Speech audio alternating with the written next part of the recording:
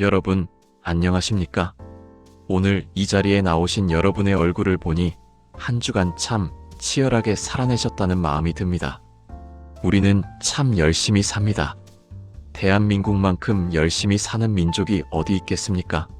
그런데 여러분, 그 열심의 끝에 무엇이 기다리고 있었습니까? 평안이었습니까? 아니면 마르지 않는 갈증이었습니까?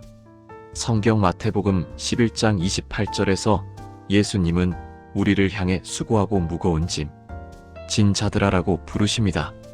여기서 수고하고는 헬라어로 코피온타스, 즉 기진맥진할 정도로 일하다라는 뜻입니다. 단순히 일을 많이 한 상태가 아니라 영혼의 진이 다 빠져나간 상태를 의미합니다. 세상은 우리에게 자꾸 짐을 얹어줍니다. 더 높은 곳으로 가야 해.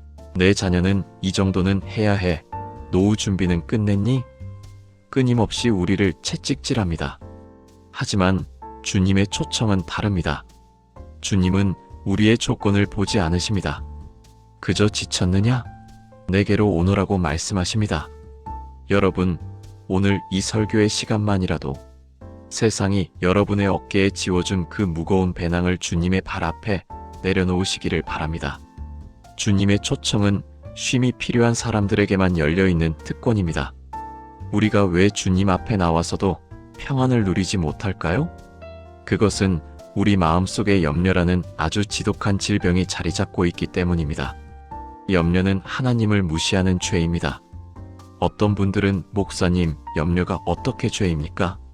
인간이면 당연히 하는 걱정 아닙니까?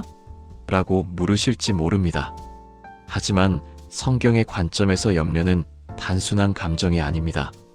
그것은 내 안에 계신 하나님을 신뢰하지 않는다는 무언의 시위입니다.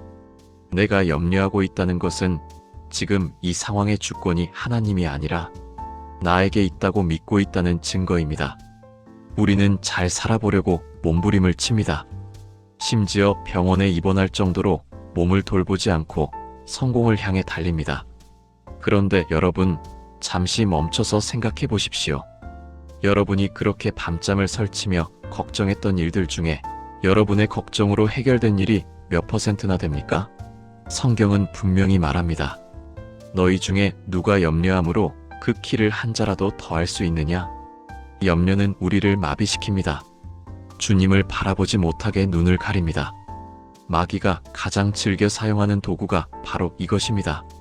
마귀는 우리가 큰 죄를 짓게 하기보다 그저 염려에 빠져 주님을 잊고 살게 만듭니다.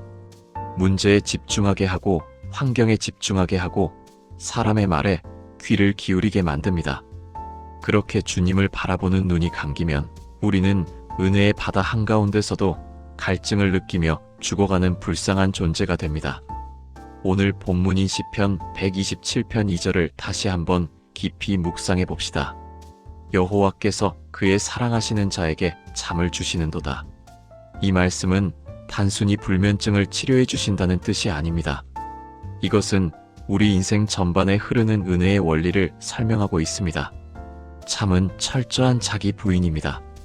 여러분, 잠이 들 때 여러분이 할 수 있는 게 무엇입니까?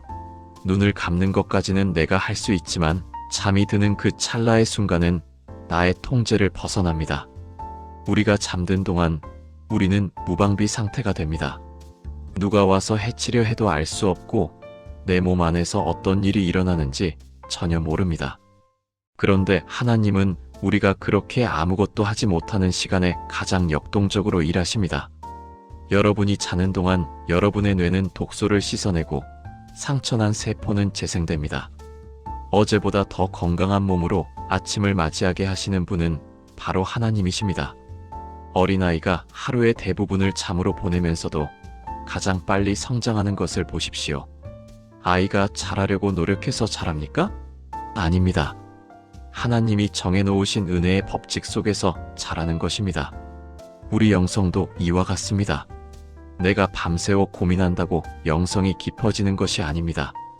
오히려 주님께 주님, 저는 무력합니다. 주님만이 나의 목자이십니다라고 고백하며 평안히 잠들 때 주님은 우리 영혼을 새롭게 하십니다. 저의 고백을 하나 더 드리겠습니다. 저는 목사로서 설교에 대한 부담이 정말 큽니다. 예전에는 원고가 마음에 안 들면 새벽까지 붙들고 씨름했습니다. 그러면 다음날 설교 때 제 얼굴에는 피로와 도끼만 가득했습니다. 하지만 이제는 깨달았습니다. 아, 설교는 내가 하는 게 아니라 성령님이 하시는 거구나. 그 후로는 제가 할 수 있는 최선을 다한 뒤에는 주님께 맡기고 잡니다. 주님, 저는 이제 잡니다. 내일 설교는 주님이 하십시오. 그렇게 주님을 신뢰하고 잠들었을 때 오히려 아침에 주시는 영감은 제가 밤새워 쥐어짜낸 생각보다 훨씬 더 맑고 강력했습니다. 여러분, 잠을 자는 것은 시간 낭비가 아닙니다. 그것은 하나님, 오늘도 주님이 주인임을 인정합니다라는 가장 강력한 신앙 고백입니다. 이제 우리 부모님들의 가슴 아픈 부분, 자녀 이야기를 좀 해보겠습니다. 시편 127편 3절은 자녀를 여호와의 기업이라고 합니다. 기업이라는 말은 소유주가 하나님이라는 뜻입니다. 우리는 그저 관리인으로 잠시 맡겨진 존재일 뿐입니다. 염려라는 이름의 자녀 학대를 멈추십시오. 부모님들은 사랑하기 때문에 걱정한다고 말씀하시지만 영적으로 보면 그것은 사랑이 아니라 불신입니다. 부모가 자녀를 볼 때마다 불안한 눈빛으로 너 커서 뭐 될래? 공부 안 하니? 라고 독촉하는 것은 그 아이를 붙들고 계신 하나님을 믿지 못하는 행위입니다. 자녀는 부모의 염려를 먹고 자라는 게 아니라 신뢰와 축복을 먹고 자랍니다. 여러분이 염려할 때 자녀는 숨이 막힙니다. 하지만 여러분이 주님께 자녀를 완전히 맡기고 평강을 누릴 때 자녀는 비로소 하나님의 음성을 스스로 듣기 시작합니다. 한 선교사님의 일화가 생각납니다. 자녀가 세상의 길로 가는 것 같아 매일 눈물로 걱정하던 분이셨습니다. 그런데 어느 날 주님이 마음속에 이런 음성을 주셨답니다. 그 아이가 내 자녀냐, 내 자녀냐? 내가 나보다 그 아이를 더 사랑하느냐? 선교사님은 통곡하며 회개했습니다. 주님, 제 자식인 줄 알았습니다. 주님께 맡깁니다. 그렇게 마음을 비우고 자녀를 향한 잔소리를 멈추고 대신 주님을 바라보는 일에만 집중했더니 놀랍게도 자녀가 스스로 하나님을 만나 돌아왔습니다. 여러분, 여러분의 소나기에 꽉 쥔 자녀라는 화살을 주님의 손에 넘겨드리십시오. 여러분의 손보다 주님의 손이 훨씬 더 정확합니다. 말씀을 정리하겠습니다. 사랑하는 성도 여러분, 우리가 염려하며 사는 것은 너무나 억울한 일입니다. 우리는 이미 하늘의 모든 신령한 복을 받은 자들입니다. 예수 그리스도가 우리 안에 거하고 계십니다. 만왕의 왕이 내 안에서 나의 삶을 진두지휘하고 계시는데 왜 우리는 여전히 길 잃은 고아처럼 떨고 있습니까? 믿음은 쉬는 것입니다. 오늘 이 예배가 끝나고 돌아가실 때 여러분의 걱정 보따리를 다시 들고 가지 마십시오. 그냥 이 자리에 두고 가십시오. 주님이 내가 맡아주겠다고 하셨으니 그대로 믿으십시오. 오늘부터 영성일기를 써보시기를 권면합니다. 거창한 글이 아닙니다. 그저 매 순간 주님, 지금 이 상황에서 주님을 바라봅니다라고 고백하는 훈련입니다. 염려가 찾아올 때마다 적으십시오. 주님, 또 염려가 올라옵니다. 하지만 저는 주님을 택합니다. 그렇게 하루하루 기록하다 보면 어느덧 여러분의 삶을 덮고 있던 염려의 안개는 걷히고 하나님의 은혜라는 찬란한 태양이 여러분의 삶을 비추고 있음을 보게 될 것입니다. 우리의 시간은 짧습니다. 그 짧은 시간을 염려로 허비하기엔 은혜가 너무나 큽니다. 이제는 주님과 함께 춤추듯 사십시오. 주님이 공급하시는 힘으로 사십시오. 그것이 바로 은혜로 사는 삶입니다. 우리 이 시간 마음을 다해 찬양합시다. 나 같은 죄인 살리신 그 주님의 은혜가 너무나 커서 이제는 내 모든 짐을 그 발 앞에 내려놓습니다. 주님, 나를 받아주시고 주님의 평강으로 인도하여 주시옵소서. 이제 다 함께 일어서서 기도하겠습니다.